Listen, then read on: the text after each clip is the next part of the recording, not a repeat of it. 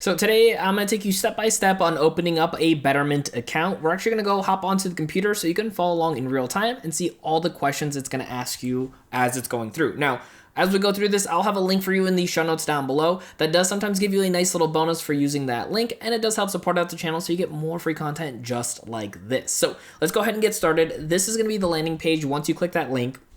And you can see it says investing made better. So let's go ahead and click on get started right over here. And then it's going to go ahead and ask us for our email address. So let's go ahead and plug one in and we're going to move on. So here it's going to ask us to go ahead and create a password. It's going to ask us to use symbols, uncommon words, and at least 8 characters. So we're going to fill that out. Now from here, because we are creating a actual account for investing, we do need to make sure that we are putting our legal first name and our legal last name. You can even go ahead and click on here if you want to go by a different first name, if maybe you go by like a middle name or a nickname. So we're going to go ahead and plug those in. Now next up here, it is going to ask for your phone number. This is going to help with 2-factor authentication to be able to protect your account just a little bit more. And if you wanted to, you can even sign up to receive text messages and calls for your account, but it is not required. So next up here is going to go through and have you agree to their terms and conditions. So make sure you go through those and read those, and then you can go ahead and click on create account. And right here it says you finished setting up your account, but of course there's always going to be a little bit more information that you can plug in, such as your bank account and some other private information such as your address, or even a little bit more, so that way you have all your information on here. Now in order for you to go through that process and plug in even more information, there's 2 options. You can either click on the deposit option at the top, or you can click on where it says start growing your money right over here,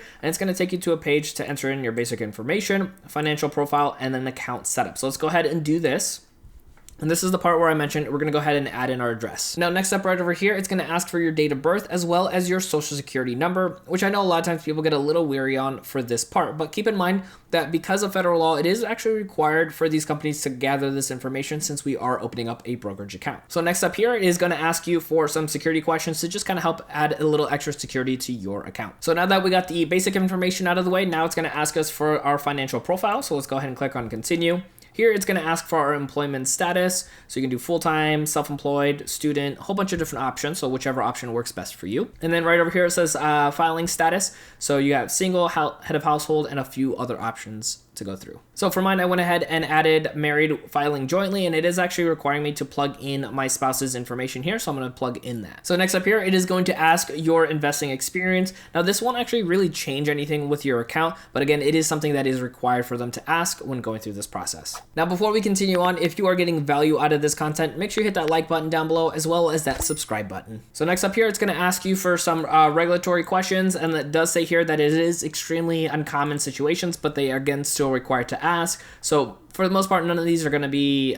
checked off for most people, so you can also click on none apply. So right over here, you can see further terms and conditions. You can go through if you wanted to go ahead and read them. Obviously, always encouraged, and then you can just check the box and accept and finish. So the third step right over here is going to be account setup. So we're going to go ahead and click on continue. So right over here, it's going to ask what type of investing account you want. They have the option of an individual taxable account, a joint account, or a trust, and a little bit of a synopsis for each one. Today, we're going to do an individual taxable account. And click on continue. So here it's going to say set a target amount and date. This will help provide some insight and track your progress. So you can just have it as general investing, the amount that you want, let's say like 100,000 one day, and then have that by maybe November 2040. Click on continue, and then you can upload an image, or you can just click on one of these images as well, whatever works best for you.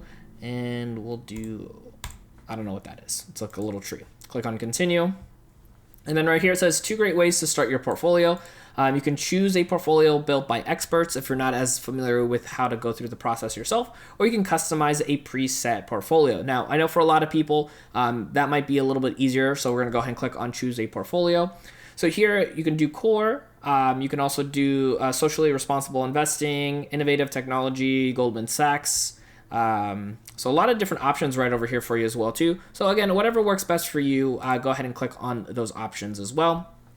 And then it shows you kind of how this is laid out. And then some projected returns right over here, and then the holdings for those accounts. And if everything looks good, we're going to move on to the next step. Here it says choose an option to manage your portfolio allocation. You can have it automatic, or you can set and adjust it for yourself. You can also change this later too. So don't feel like you're beholden to all these options. You can switch them out as needed. So we're just going to go ahead and continue with the automatic here. And it's going to have everything over here. If this all looks good, we can go ahead and create this goal.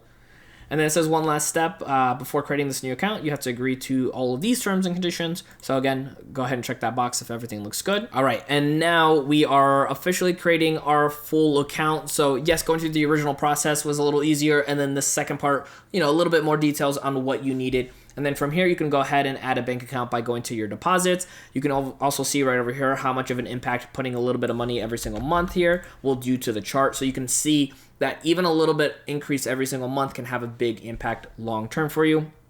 And of course, you can always change these goals as needed as well. Now, as I mentioned earlier, I'll have a link for Betterment in the show notes down below for you. So you can go ahead and jump right in and get started with getting your account up and running. And I want you to keep on learning when it comes to being able to manage your finances. So check out my video right over here to keep on growing. My name is Dennis, and I'll see you in that next video.